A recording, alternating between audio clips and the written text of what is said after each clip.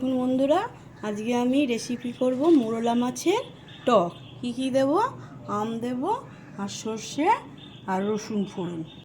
প্রথমে কড়াতে আমি সর্ষের তেল দিয়ে দেবো। মোরলা মাছটায় আমি হলুদ আর নুন ভালো করে মাখিয়ে রেখেছিলাম যাতে এটা ভালো মাখাটা হয়। দেখুন, এবার এটা আস্তে আস্তে আমি ভাজতে দিচ্ছি।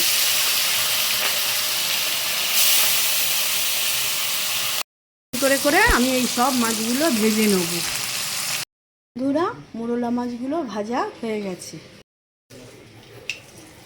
আর রসুন ফোড়ন দিয়ে দেবো তেলে। সর্ষে আর রসুনটা ভালো করে চুয়াবো। এটা লাল লাল করে রসুনটা ভালো করে ভেজে নিলে ভালো মাছের টকে গন্ধ ছাড়বে। দেব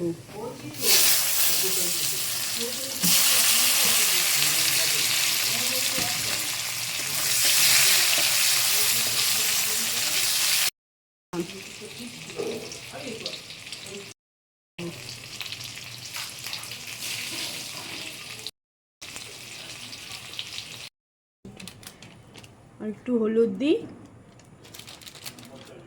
এই মাছের টকটা হয়ে গেছে। তা আপনাদের যদি এই রেসিপিটা ভালো লাগে, আপনারা লাইক, শেয়ার, সাবস্ক্রাইব করবেন। ধন্যবাদ।